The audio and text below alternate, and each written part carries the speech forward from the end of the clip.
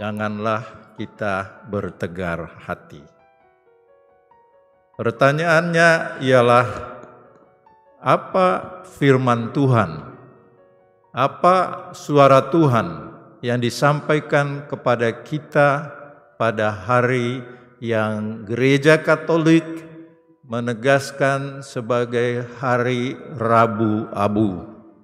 Karena kita semua akan ditandai dengan abu di dahi atau kepala kita. Hari Rabu Abu juga ditegaskan sebagai awal dari masa Prapaskah. Berarti masa persiapan kita menuju Paskah Kristus, menuju Kristus yang melewati masa penderitaan, wafat, tetapi dia bangkit yang mulia, dalam keadaan yang mulia. Perspektif hidup kita pada masa khusus ini ialah selalu terarah kepada Kristus yang tersalib. Maka tidaklah heran kalau di depan kita ini ditempatkan salib Kristus atau Kristus yang tersalib. Demikian juga di rumah kita masing-masing. Bahkan nanti dahi kita ditandai dengan abu dalam bentuk salib pula. Nah, apa yang Tuhan sampaikan kepada kita pada masa khusus ini, khususnya pada hari awal kita memulai masa yang juga disebut masa pertobatan. Nabi Yoel membantu kita. Dia mengatakan, sekarang beginilah firman Tuhan, berbaliklah kepadaku dengan segenap hatimu, dengan berpuasa, dengan menangis dan mengaduh. Berbaliklah kepada Tuhan, koyakkanlah hatimu dan jangan pakaianmu. Berbaliklah kepada Tuhan Allahmu. Jadi seruan yang jelas yang tidak perlu lagi diinterpretasikan secara luas ialah bahwa kita diajak oleh Nabi Yoel, seorang nabi yang menyampaikan firman Tuhan, agar kita kembali kepada Tuhan, agar kita menjadikan masa khusus ini sebagai masa di mana kita sungguh menyatakan, membuat komitmen, saya mau kembali kepada Tuhan. Saya mau membangun relasi yang begitu intens dengan Tuhan yang saya percayai, yang kita percayai sebagai Allah yang menyelamatkan. Dan hidup ini berarti tatkala kita juga menjadi orang yang merasakan keselamatan hidup ini dan memperjuangkan agar keselamatan itu dirasakan oleh sesama kita, mulai dalam keluarga kita maupun juga dalam lingkungan di mana kita berkarya. Allah menyelamatkan dan kita masuk ke dalam relasi yang intim.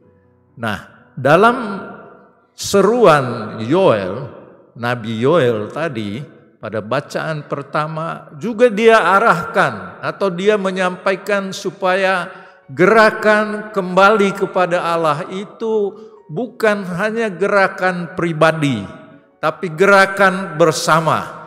Maka dia katakan ini, tiuplah sangkakala di Sion, adakanlah puasa yang kudus, maklumkanlah perkumpulan raya, kumpulkanlah bangsa ini, kuduskanlah jemaah, himpunkanlah orang-orang yang lanjut usia, kumpulkanlah anak-anak, bahkan anak-anak yang menyusu.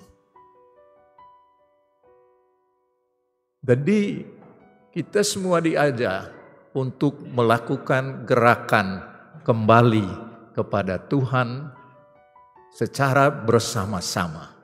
Nah, dengan merayakan Ekaristik Kudus pada hari ini, dengan kehadiran Anda sekalian pada misa kudus hari Rabu ini sesungguhnya kita punya komitmen mau menjalankan pertobatan secara bersama-sama. Tetapi dasarnya saudara-saudari, kita kembali ke dalam diri kita sendiri. Kita diajak untuk masuk ke dalam kehidupan kita pribadi, dan di sanalah kita akan menemukan siapa kita sesungguhnya. Nah, yang kita lakukan dalam masa Prapaskah ini, terutama yang pertama ialah bahwa gerakan pribadi kita masing-masing. Kita menegaskan bahwa saya mau meningkatkan hubungan pribadi saya dengan Tuhan. Yang kita lakukan dan kita perjuangkan, dalam Injil tadi dikatakan kita melakukan hal-hal yang baik bukan hanya untuk dipuji orang, tetapi semua kita lakukan agar Bapa melihatnya itu, Bapa di surga.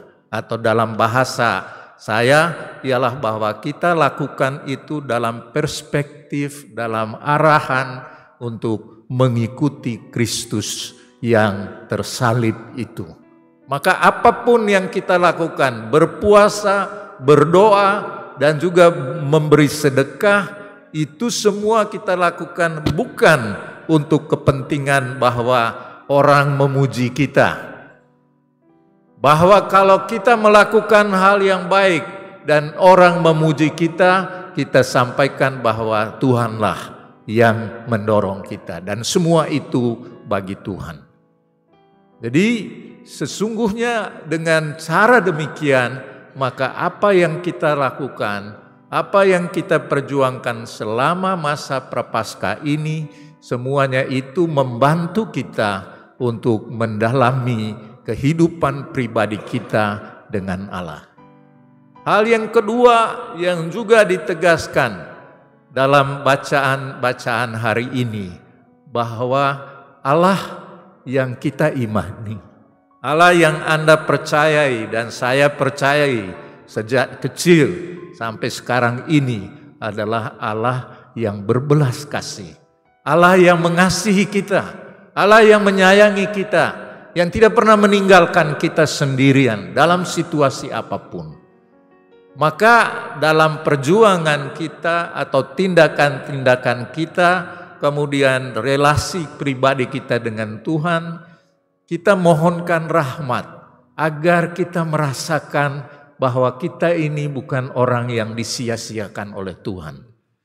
Tapi kita merasakan Tuhan mengasihi saya. Dia menolong saya. Dia membantu saya. Nah, mungkin pengalaman orang bahwa dia dikasihi Tuhan itu juga dirasakan ketika teman-teman lain juga memperlihatkan bantuan atau pertolongan kepada kita. Karena kasih Tuhan, Tuhan yang mengasihi kita itu bisa dan memang mesti kita alami juga melalui sesama kita. Maka adalah tugas kita juga sekalian, ialah pada masa Prapaskah ini kita meningkatkan tindakan-tindakan kasih kita kepada sesama kita. Biarlah orang lain merasakan dan mengatakan kepada kita, saya merasa kamu mengasihi saya, kamu memperhatikan saya tidak hidup sendirian. Itulah, dan karena kita percaya kepada Tuhan pengasih dan penyayang, maka tadi dalam bacaan pertama Yoel mengatakan mari kita berbalik kepada Tuhan, bukan karena kita takut dihukum. Dia katakan karena Tuhan yang kita imani adalah Tuhan yang mengasihi kita, menyayangi kita. Dan benar, itulah yang diperlihatkan oleh Yesus dalam pewartaan dia. Nanti sepanjang masa Prapaskah kita akan mendengarkan firman Tuhan, kita membaca Injil, mungkin secara berkelompok kita baca teks kitab suci, tetapi poin yang bisa kita temukan di sana bahwa Allah itu mengasihi kita, mengampuni kita. Dia tidak menghakimi kita. Dia selalu siap untuk menerima kita. Nanti Anda baca misalnya pengalaman anak yang hilang itu. Dia kembali kepada bapaknya. Juga misalnya orang yang berdosa itu tidak disingkirkan oleh Tuhan, tetapi justru dipeluknya, dipanggilnya untuk berjalan bersama Dia. Jadi Tuhan yang kita imani, Tuhan yang kita andalkan adalah Tuhan yang mengasihi kita. Maka saya mengajak saudara-saudari, marilah kita juga membuat sesama kita merasakan kasih Tuhan itu. Marilah kita mengubah sikap dan tindakan kita yang barangkali membuat orang lain merasa dihina, yang barangkali membuat orang merasa disingkirkan, merasa tidak dikasihi. Itu bisa saja terjadi. Tinggal kita melihat ke dalam diri kita.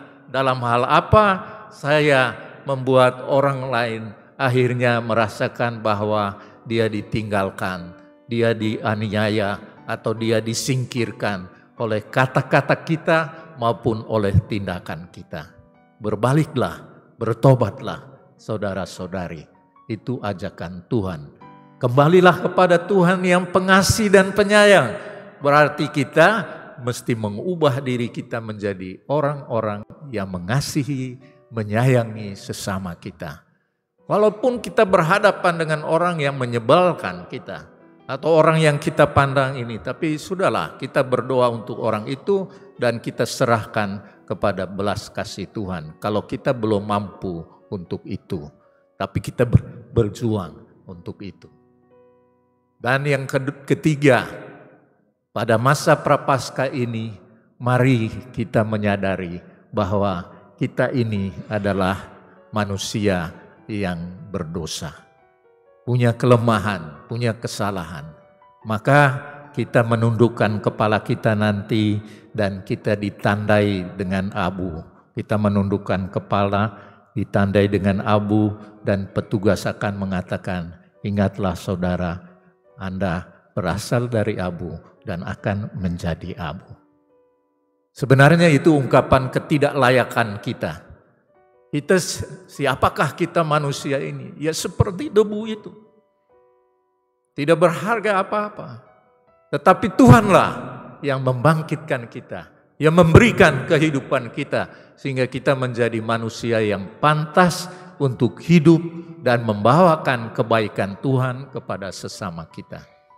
Maka salah satu hal yang harus kita perjuangkan selama masa Prapaskah ini ialah kita mengambil sikap untuk merendahkan diri kita, memajukan keutamaan kerendahan hati kita, mengakui keberdosaan kita, dan kemudian kita mendapat rahmat dari Tuhan untuk tidak terpuruk dalam kesalahan dan dosa-dosa kita, dalam kelemahan kita, tetapi kita bangkit karena kita mendapat karunia rahmat Tuhan.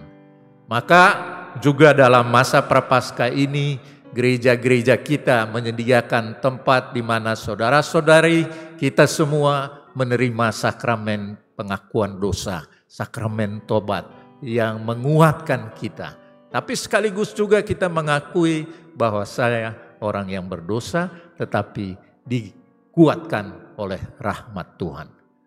Maka saudara-saudari, untuk itu perlu kita melakukan. Dalam Injil tadi dikatakan kita harus berdoa.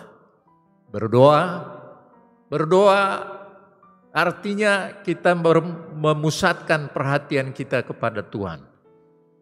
Saya mengajak kita untuk melakukan doa adorasi, penyembahan. Kalau kita menyembah Tuhan, berarti kita memuliakan Dia. Artinya kita menundukkan diri, Dialah yang saya sembah, bukan diri saya, bukan juga yang lain-lain. Doa adorasi. Ambillah waktu 1 jam atau 30 menit. Kita hening di hadapan kehadiran Tuhan dan percayalah saudara-saudari, Dengan keheningan itu kita akan menemukan siapa jati diri kita sesungguhnya dan siapa Allah itu. Teruskan juga tentu apa yang Anda lakukan selama ini, berziarah ke tempat-tempat yang suci. Semuanya itu dalam konteks agar kita melakukan dan menemukan Tuhan itu. Dan akhirnya kita juga diajak untuk bersedekah, memberi sesuatu dari kita. Gereja Keuskupan kita mengajak semua paroki untuk memberi sedekah, untuk melakukan solidaritas dengan umat kecil kita di Banten, di Maja sana. Ini saya ajak kita untuk memberi sedekah. Kita di sini sudah punya alat yang lengkap, gereja yang bagus, pastoran yang bagus, dan semuanya sudah lengkap untuk umat di paroki katedral ini. Tetapi coba Anda pergi ke Maja sana, umatnya sedikit, masih berjuang, bertarung untuk membangun gerejanya.